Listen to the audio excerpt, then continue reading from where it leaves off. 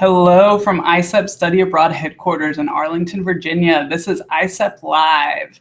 My name is Chris. Thank you for joining us for our first ISEP Live of the season. Today we're talking about international studies and relations with ISEP. And we have a number of really exciting programs to talk about. A lot of really great experts here to tell us all about these programs. So let's take a look at what we're going to be talking through. So we will start off with just a brief overview of ISEP Study Abroad. What is ISEP? How do we work? We'll talk about our different types of programs. And from there, start to talk about some of the specifics. First up, we have University of Malta. Followed by that, we'll talk about Masaryk University in the Czech Republic. And we'll finish off with the University of Botswana in Botswana. And finally, of course, we have plenty of time for question and answer. There's a number of different ways that you can ask your questions as we go along. You'll see on the right side of your screen, there's a question and answer toolbar. Feel free to type your questions in there or ask us questions on social media. We're using the hashtag ISEPLive, and we'll be monitoring that throughout the broadcast to take a look at the questions that you have for us. So without any further ado, we will get started. Our first presenter is our Director of ISEP Direct Programs, Danita, and she'll be here to tell us about programs with ISEP and talk a little bit about Malta. So without further ado, take it away, Danita. Thank you, Chris. Hi, everyone. Thank you so much for joining us. We are super excited to have you guys learn more about ISEP. First things first, I want to explain the two core programs that exists with ISEP. So as you are part of an ISEP member university, you have two options. You can go on ISEP Exchange or you can go on ISEP Direct. And so on the screen there, you're going to see what the difference is. So let's talk about ISEP Direct first, because I'm the director of ISEP Direct. And the ISEP Direct program means you are paying a program fee. You pay that to ISEP, and we pay the host university's fee, and your placement is virtually guaranteed. You're able to go to 69 semester program locations. ISEP Exchange works slightly differently. On ISEP Exchange, you pay your home university room, tuition, and meals, and then you switch with an international student. And so there's a slight difference between ISEP Direct and ISEP Exchange. With the Exchange, when you submit your application, you also list 10 study abroad destination countries where you'd like to study, and then ISEP will place you on your exchange. Moving forward, let's talk a little bit more about Malta. University of Malta is located in Malta. And where is Malta? Malta is a southern European island country. It's an archipelago consisting of 7 islands. It's about 80 kilometers, so what's that, 50 miles south of the island of Sicily. Malta's heritage is both, it's Greek, it is Italian, it is very Mediterranean. It's one of the most, it's one of the wealthiest Mediterranean countries, or should I say stable Mediterranean countries in the EU. And speaking of the EU, one of the reasons that you should check out University of Malta when it comes to international relations is that Malta is part of the EU. Malta's capital city is called Valletta, and it's the smallest capital city in the EU. Now, Malta is pretty small, if you're wondering, just in case. So with Malta, where's the University of Malta? It's located in a suburb of Valletta, and it's called Msida. So I'm throwing out a lot of new names out here. We want to ask you guys to check out our website so that you have an idea of where University of Malta is located.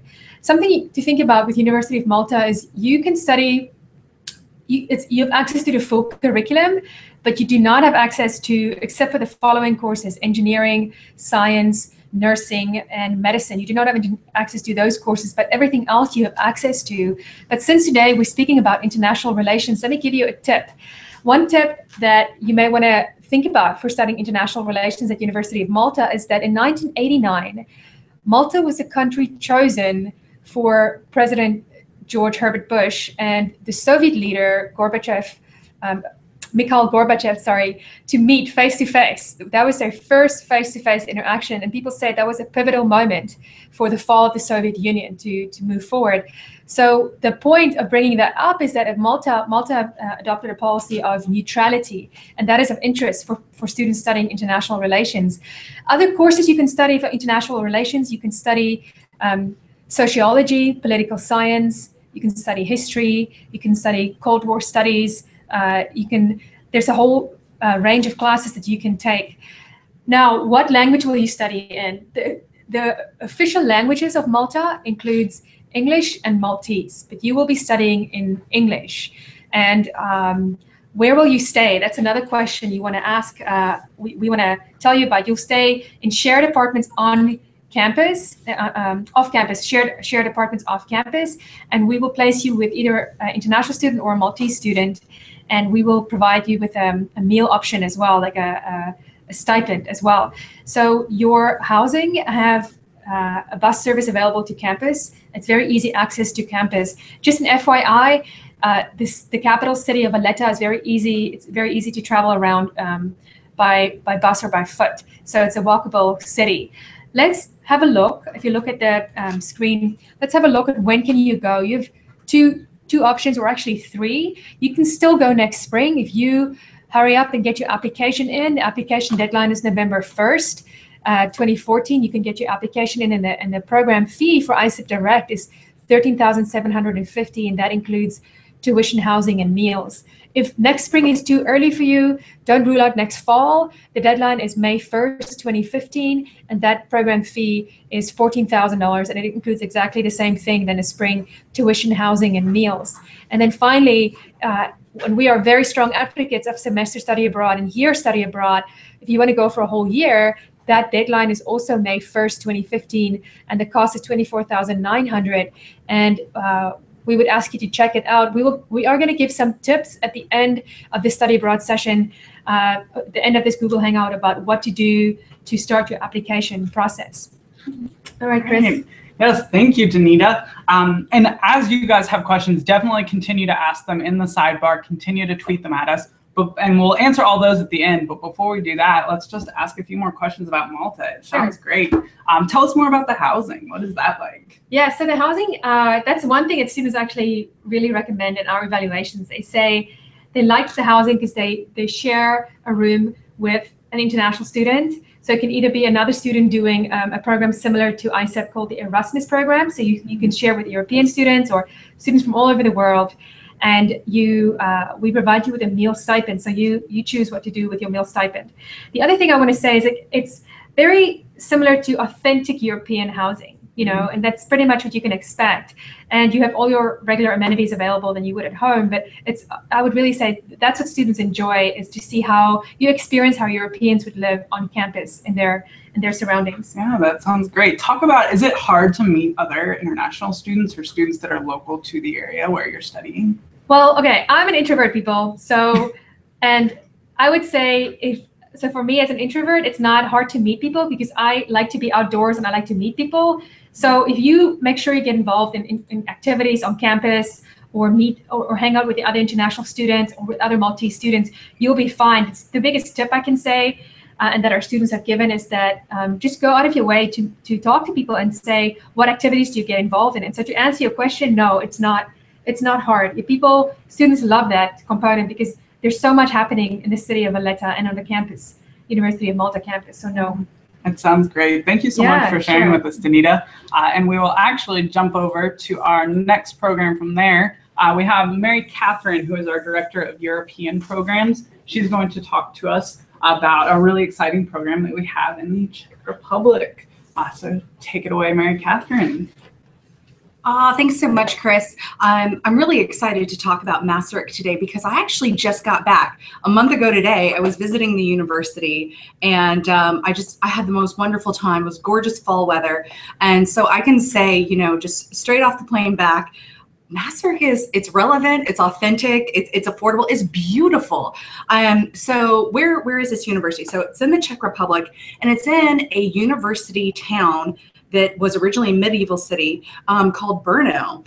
And the location's amazing because it's in the area of the Czech Republic that is the Moravian heritage. And so there's all these extra cultures and traditions and customs that come with not just being in Eastern Europe, not just being in the Czech Republic, but also being in that specific area itself. I really have to say that it was super easy to get there because you're able to just jump on a train directly from Prague, and you have the most beautiful surroundings as you just like go on one of those European bullet trains across the countryside. And once you arrive, you really see how international this like university town is. And the reason for that is that while Maastricht is one of 4 universities there, they actually have 40,000 students as their student population. And there's another 40,000 students that are part of the other 3 universities in the city.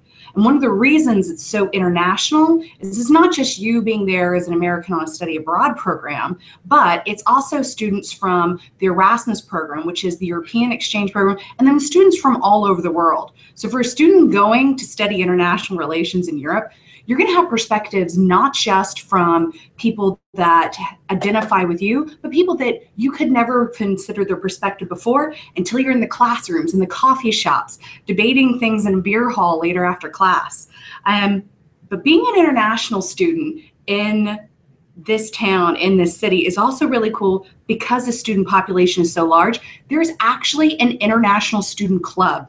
They arrange for students to actually go on great adventures, whether it's in the Czech Republic, neighboring countries, or just in the city alone. This weekend, students are going on a hiking trip, and then other students are going on a survival trip. Next week, there's an oldies party. So it's just super involved. But let's talk about the classroom. So what could you actually take if you went abroad this spring? Well, this is what I would pick.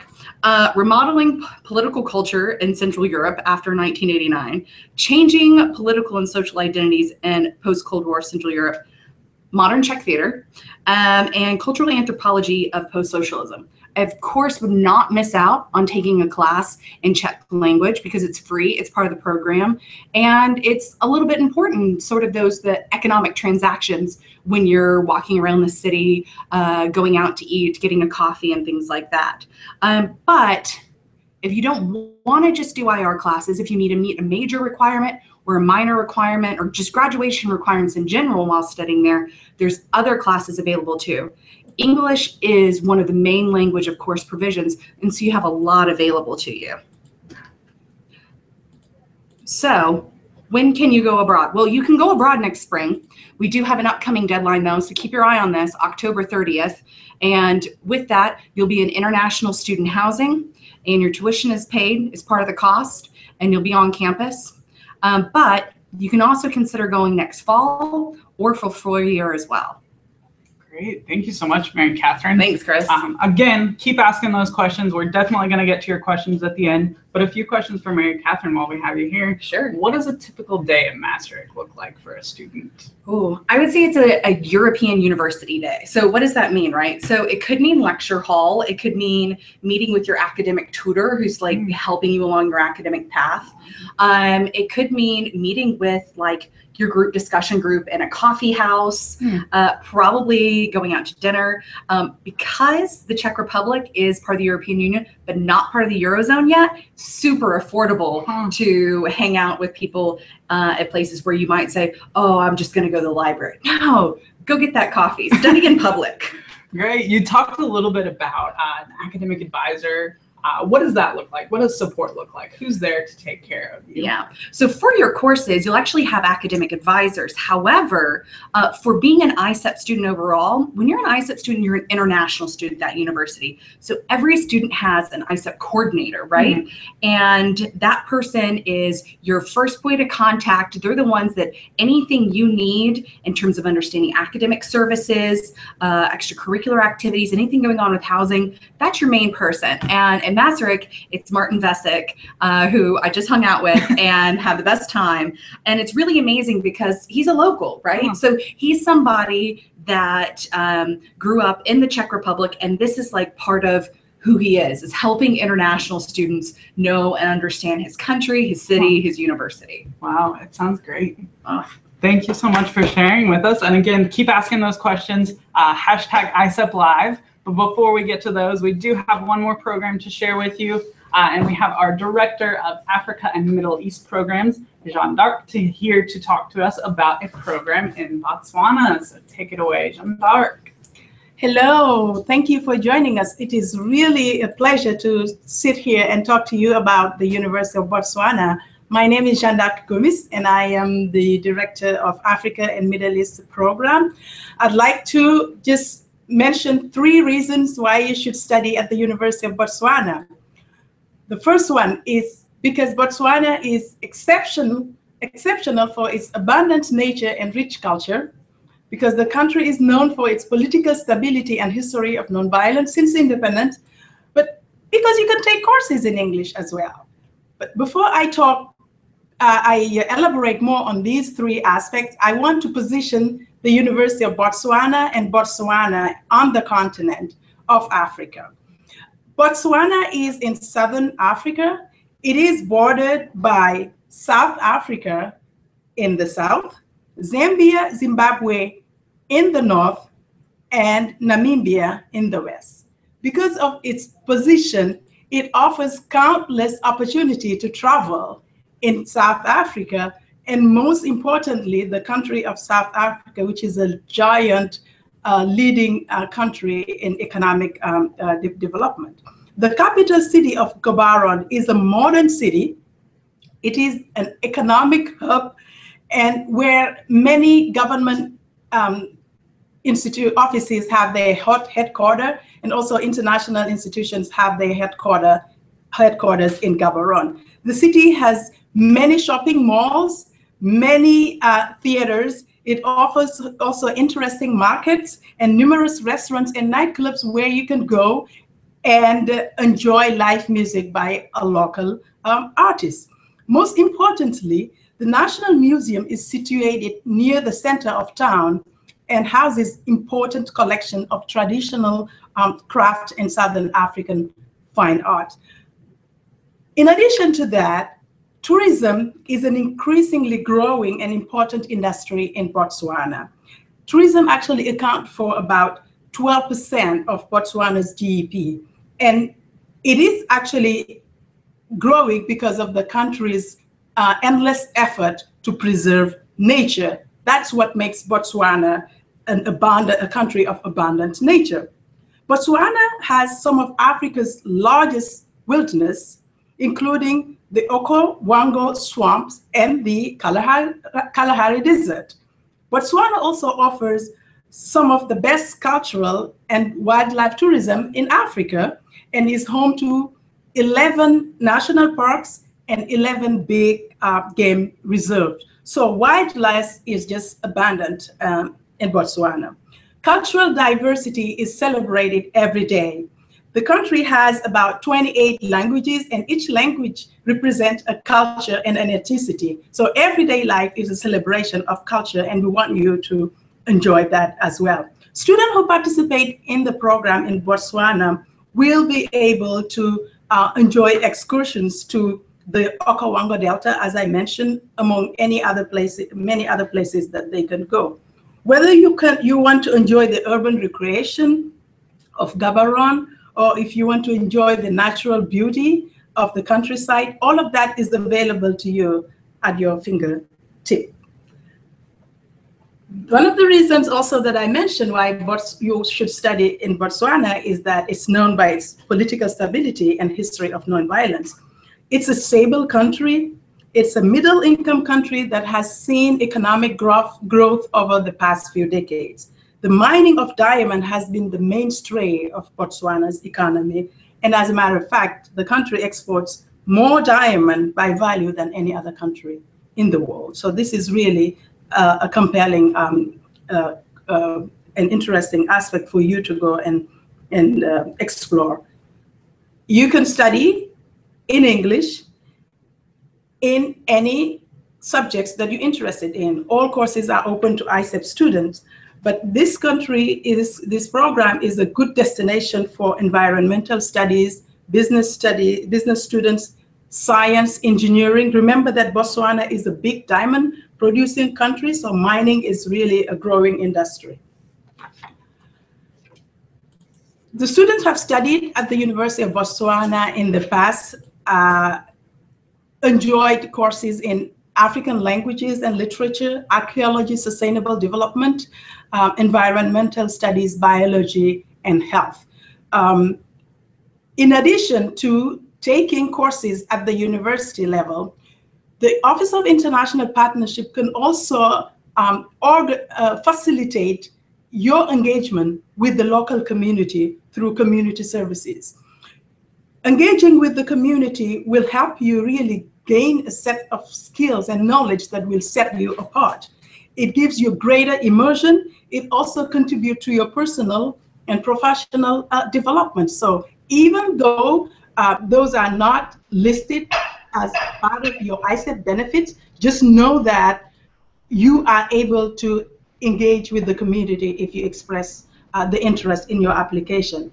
Our deadlines and program fee for spring and fall semester are posted on the screen. We are still taking applications for ISEP direct students for spring semester. We welcome your application and look forward to working with you. Great. Thank you so much, Jeanne-d'Arc. If you'll stay right here with me, I believe we have one of our student ambassadors on the line, Paige. Let's see if we can get Paige to join us. Bear with us here. Let's see. Are you there, Paige? Yes. Hey, how's it going?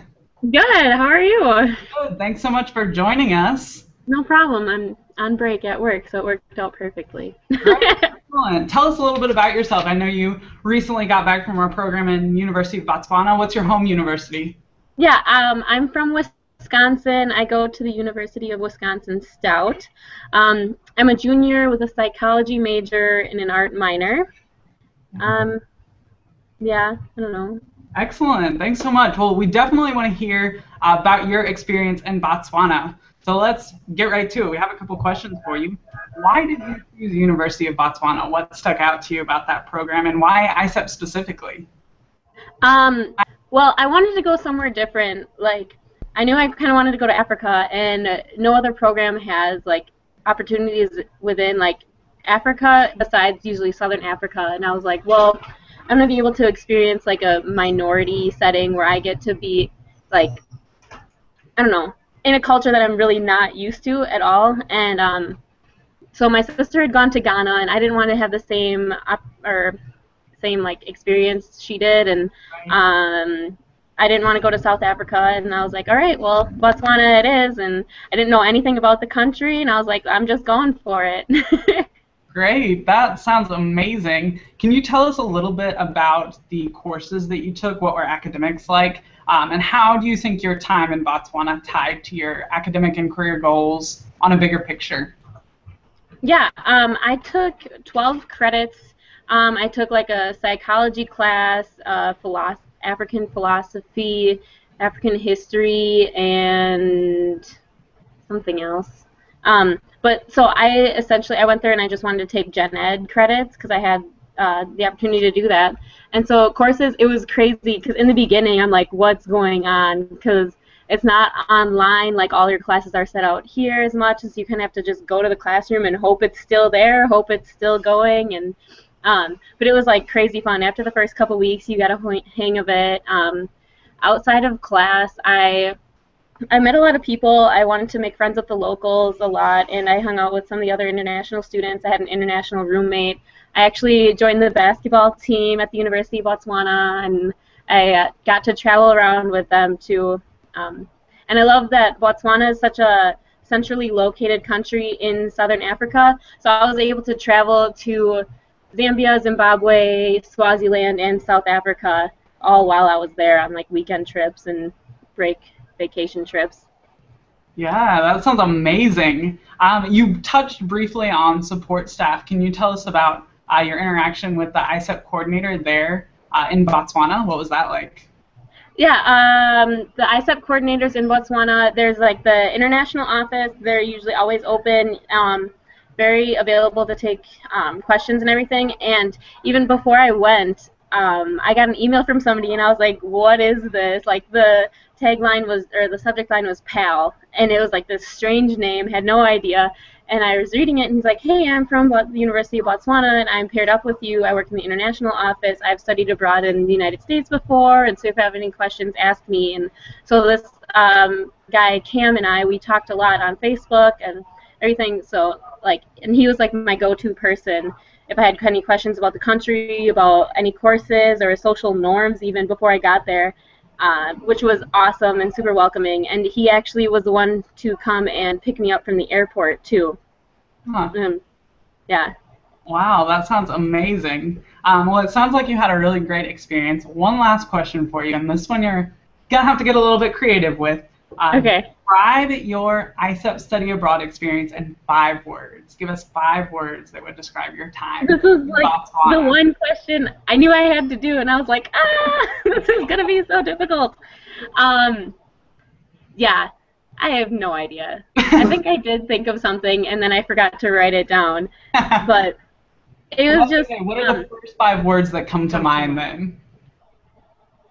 Well, I know that I learned... One of my things is, like, live in the moment. Like, I could guess that could be a... Like, live in the moment and say yes. I think that would be, like, one of my favorite things that I learned and, like, grasped. And that was, like, kind of my theme while I was there. Because a lot of times you're going to want to, like, sit on Skype and stuff in your room. And I'm like, I'd rather be, like, talking and, like, making the most of my time here. Like, say yes to, like, doing something with, like, the other internationals, or going out and doing something here, or trying something new. Like, always do that. No, I just had so much fun there. Yeah, it sounds like you did. And we really appreciate, thanks for joining us, taking some time out of your busy work schedule to take a second to talk with us. Any last minute tips or anything that you'd like to share with anybody who might be interested in going to Botswana? Yeah, I mean, Botswana, really plan on, like, traveling while you're there, or, like, just going out and exploring more, because where the capital city and where the University of Botswana is like in a desert. But if you go up country, it's like lush and green and beautiful, and there's elephants. And I went on a few game drives there, and during finals week, I went to Cape Town in South Africa for a week. So really, just like travel as much as you can. African time is a thing where, like, you don't always have to be quite exactly on time. Like, I'm the kind of person to get to class like 15 minutes early, and there I would, like, wait an extra 15 minutes for class to actually start. So I'd be there like a half hour before class started, and I'm like, okay. So yeah, and if you're gonna plan on traveling, don't try to make an itinerary before you go. Also, like, learn to, like, go with the flow a lot, because planning things ahead of time, it's hard. Especially, like, I bought a phone and, like, a little SIM card while I was there, and so I was able to text some people. But, like, I don't know, it's the best way to plan things is word of mouth and, like, talking to people, and plans are always changing too, so it's great to just be flexible. Right. Well, great. Thank you so much for joining us, Paige. We really do appreciate you sharing your experience with us and taking some time to talk here on ISEP Live. Well, thank you. Thanks. Have a great day. Thanks, you too. All right, excellent. And just one more reminder for all of you watching at home, we are still accepting questions with the hashtag ISEP Live. Before we get to those questions, I'm going to ask Jeanne d'Arc a few more questions about Botswana. So I know volunteering is huge. So what opportunities are there for students who might be going to University of Botswana with ISEP to volunteer? We understand the importance of giving you an outside the classroom experience. Right. So the University of Botswana, the Office of International Partnership, is going to work with the student to arrange for volunteer opportunities as the student requests them. So there are many facilities that they have been working with, and right. We want to encourage you as a student to take advantage of that opportunity, but that is available for students to take advantage of. Right. Well, how would you say that studying in Botswana or an international experience with ISEP in general might benefit someone's professional development or somebody's career? Botswana is a non-traditional destination. It's a country where you don't see many students study abroad. And I think just by virtue of standing outside of the box and taking the initiative to study at a place where they will meet many more international students than they would have if they had gone to another country is really something that we would want to highlight. Also, engaging with the culture, engaging with the local community brings to students another set of knowledge and skills and understanding that they would not otherwise have if they'd gone to another country. So I think going to a non-traditional country is going to benefit from a student in international relations and international study major, and most importantly, give them those sets of skills and knowledge that will help them communicate and interact with people from different backgrounds. All right, great. Well, thank you so much, Jeanne d'Arc, for sharing Botswana. Let's jump back over. Before we finish up, I do just want to remind everyone to definitely check out ISEP on our social media channels. We're on Facebook, Twitter, Pinterest, Instagram, and we also have our ISEP blog on WordPress. That's a great place to ask questions, get more information about ISEP. If you have follow-up questions from today, that's a great place to check us out and get more information. And finally, before we do finish up, now that we've heard about all these great programs, we want to give you some steps from here. How do you take this information and turn it into an amazing experience? The first piece of the puzzle is definitely to start researching programs. You heard some great information here today, but as we mentioned earlier, our website is a great resource. We're at www.isep.org. All of our programs are listed out there, great information about what things look like on the ground. And again, our social media channels can be great avenues to get more information, see more from the student perspective.